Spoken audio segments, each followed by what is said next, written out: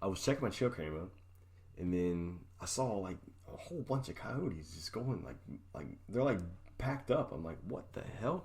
So when I got into the stand, or when I got on my truck, I'm like, all right, there's gonna be a bunch of coyotes right here because it's around the same time they're coming. I usually get in the woods about an hour before light comes up. That gives me time to do what I have to do and prepare myself and give me time for mess ups because no one's perfect. So, dude, and it was drizzling. So you couldn't hear really? I couldn't hear anything, and when I would hear something, it would be like a leaf that collected a bunch of water and eventually just let go, and I hear a big loud splash from the water coming down, and I'd be like, oh, shit, what the fuck? A bunch of coyotes are gonna try to eat me. This is it. I'm done. I'm gonna die. These guys are gonna get me. But nah, man, you go in the woods, dude. Sometimes you're shook. A lot of places in Virginia, they have bear. Bear. Absolutely. Have you heard a bobcat scream or like a fox scream? Yes. That will get you. That at first, you realize what it is after you're hearing it, but at first you're like, "Whoa!" This is it. This is how all the scary movies happen. You're in the woods at nighttime, and you're like, all right, this is it. So, no, I mean, getting in the woods, just being stealthy and being aware of your surroundings. Even though it's dark, you can't really see anything, but, you get to memorize the trees, get to memorize, your steps, memorize, whatever layout you have in front of you to, use as reference points to get in there and get in quickly. And, dude, I'm able to get up. So I'm able to walk. This is where hunt stand comes in. I'm able to walk 486 yards, get in my stand in like 12 minutes. I'm booking, bro. Dude. I'm booking. There's this path. It's like a bike path, right? And it's like, dude, it's like an organic bike path. It's like, it wasn't paved. It wasn't cut. It was just like mountain bikes to ride up on it. So I take this bike path till I hit this certain tree. And once I hit that tree, I book it straight into the woods about 200 yards. And those 200 yards, tippy-toe, tippy-toe, tippy-toe. All of a sudden, you find your route by using hunt stand because you could track your tracks. And you're there. And then you're looking at your tree like, oh my God, this is super quick. Super quick, super easy, super efficient. And it's... I cannot promote that app enough. All those apps are freaking great. They've helped me a lot. They've helped me a whole lot. Absolutely. Knowing property lines, boundary lines, stuff that you can't see from, on foot. It's great. So you get to your stand. You're all set up. Mm-hmm. What's the first thing you do? Put in a dip. Pack a fat ass lip. Yeah, that's a good idea. The fattest lip. I do mine in the tree. I do mine in the truck right before I get out. Because then I'll be spitting all over the place. I swallow that shit, dude. I don't know. I'm not a spitter. It's about. I'm gonna get cancer. I'm gonna die, but whatever. But yeah. So no, you first get in, you pack a dip, and then the first thing obviously get yourself situated. Get yourself situated. I got a couple screws where I put my backpack, and then I got a bow hanger and screw that in. Put the bow. Get all set up, nice and comfy. Do you shoot your trees as far as with your rangefinder? Not when I get in there. No. No, it'll be too dark. No. But I mean, when the lights turn on. Oh yeah, of course. Sometimes I'll freaking play a game with myself. Like that tree right there is like 22. Click it, be like 24. I'm like, damn. Gotta get better. Yeah. But yeah, I range my trees. I'm big on. I don't know, dude. We've been shooting for so long at so many different distances. It's kind of like a second nature. Has it helped you? Oh, for sure. For sure. It's helped you? Yeah, on distances and stuff. Yeah. Being off by two yards is not a big deal to me. Not with the bows that we're shooting, no. Unless if you're getting out to like a further distance, maybe. Excuse me. Yeah.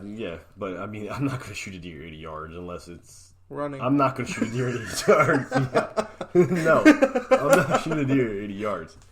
But no, we were poking them out at 80, and then we come right back to 20. And then after that, we go right to 50, and then come back to 20, and then go all the way back to 80. And it's just like, next shot, bang, bang, bang, bang, bang, different. All of a sudden, yeah, you get the second, just that, it's become like a sixth sense that you have. I think it was amazing how, so every time we shot, we'd end with a 60-yard basically little one arrow competition between whoever was shooting. And it was amazing to see from when we started how the groups were to like when we ended, like closer to deer season and getting into deer season. Yep. How much tighter our groups were and how much tighter the arrows were. It was great, and that just goes to show that practice is going to help you, especially with shooting. I mean, I understand that there's times, especially for someone who's older, you can't be pulling a bow back all but a couple times. I get it. You're working, you have families, you have other things you need to do. I get it, but I'm telling you, it does help. I find you got to make time for it regardless. Big time. I have 3 jobs, and I still had time to do it because I made it a priority of mine. Now, dude, some people can pull their bow right out of the case. You also shoot in your backyard. That's true. I'm very blessed. I have a golf course that closed up, and the golf course broke down. It broke down and it grew Kenny's archery range. Kenny's archery course. Yeah, but it's great. It's a great problem to have. I mean, I made it an absolute necessity in my day-to-day operations as far as my work, as far as my family life, as far as all that. And I made shooting a necessity, and I made it part of it. I had to dedicate time to it. I know it's not easy, or it's even not available for everyone to do, but you got to make time to do it. But then again, you get people who shoot deer who pull the bow right out of the case the morning of the hunt, and they're able to smoke a 35 yard, and they're just dialed in from the jump, and that's great. That's great. It is. That's great. I know a lot of people who do my that. mind doesn't work that way. I might be able to go do it, but my mind doesn't work that way. I have to know what's going on. I'll psych myself out. I have to be comfortable. With a gun, it's different. I'll psych myself. We sighted our guns in the other weekend. I pulled my gun right out of the case, 50 yards. We had to use shotguns for our gun hunting here. Well, in the county that I hunt in Virginia. Yeah, you have bow season, muzzleloader season, and gun season. Well, we have to use shotguns, so I shoot a slug gun. What are you shooting? A Savage 220. If y'all are looking for a good slug gun, I cannot recommend a Savage 220 enough.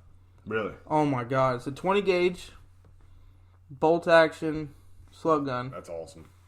I shoot the Remington AccuTips or whatever they're called. Yeah. And it's a tack driver, dude. Yeah. I haven't missed with that gun yet. I bought it last year. I had tons of opportunities to shoot last year, and I have yet to miss. Pulled it out of the case last weekend. Boom, first shot right in the middle of the bullseye. A tad high, right where I want it. Perfect, right out of the case. So gun hunting is a little bit different, but... How far did your slug poke out at 20 gauge? Last year I actually shot a turkey at 160 yards.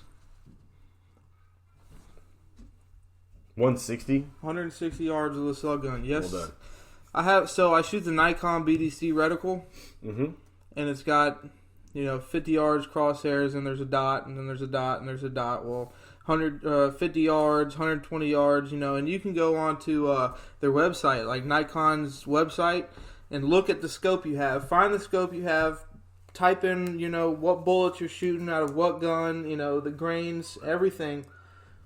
And it'll show you, all right, if you're dialed in at 50 yards with your crosshairs, it'll give you all right, so you're dialed. And it's really accurate, dude. Wow. So, I mean, I haven't had a problem with it yet. I used to shoot Remington 1187 with a slug gun, with a slug barrel on it. It did great, but it's still a shotgun.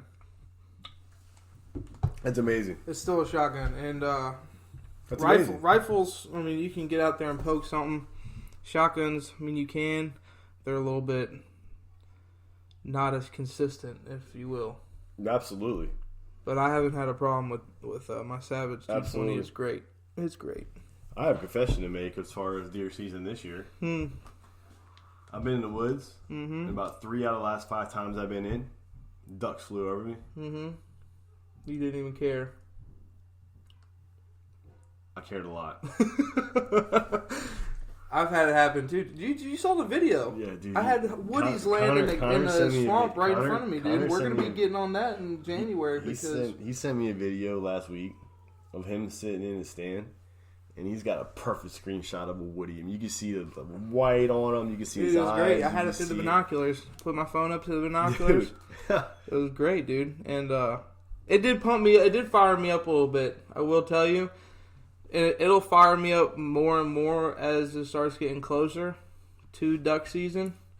But right now I'm after horns. When I hear that whistle, I heard that whistle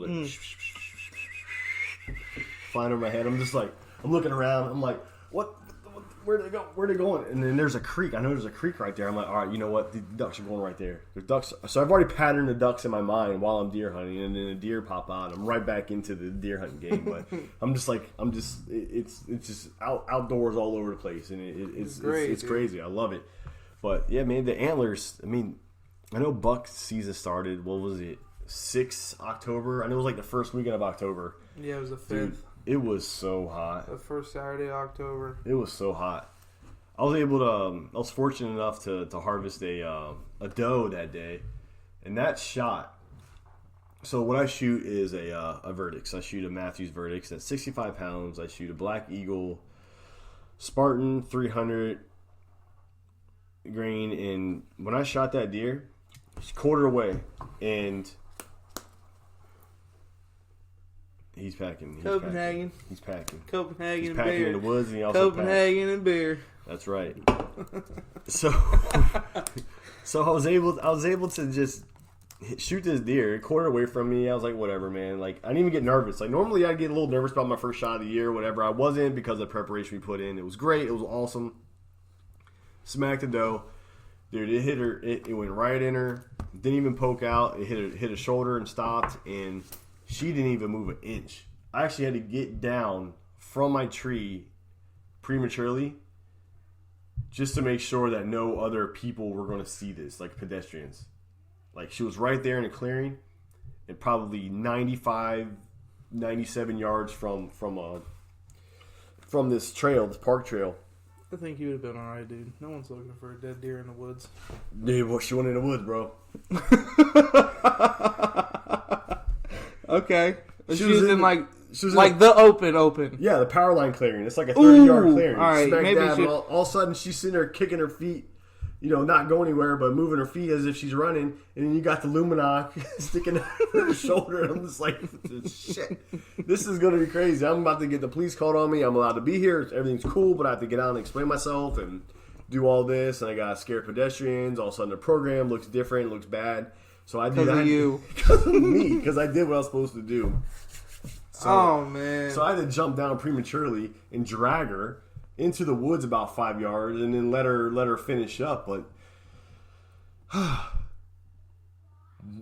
you ever had to finish a deer? No.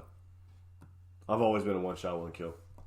I've never missed. It'll happen, dude. I've never missed. No, I'm not saying missing. I've never had to put a second shot on anything. It's rough. I could imagine. I've had some, and I don't know how I would even do that. That doesn't come across. I don't even. I've also been hunting since I was like freaking able to. I've seen a lot. I had this Hoyt. It was a Hoyting night. It was like entry level bow. It was like for a teenager working up to a grown man's bow, and I had it dialed in at 70. It was tight. Shot it. Wasn't the best shot. It actually hit her. It actually hit the doe way like smack down in the middle. I know I was dialed in. It was a 30-yard shot, and I guess I just got shook or whatever. And it was a bad shot, but she got shot in the guts, and then I saw her, and she walked about 10 yards and bedded down. So I waited there until nighttime. And I saw her lay there with her head up, but I know she wasn't going anywhere because she tried to jump over this fence and she couldn't make it. So I knew she was fucked. So sorry for cussing, but I knew she was screwed up. So I just sat there, wait till dark, came back in about an hour later, and she was deceased. So it was definitely still a good hunt. No one wants to do that. No one wants to have to go, and find a deer that's not dead yet. But I tell you, it will happen. It does happen. Yeah. I'm not saying it will happen, but it does happen. Yep. And I've experienced it more times than I've wanted to. I don't know. But I don't know what I would do. I don't know how. That's another thing about the show. I mean, you have to prepare yourself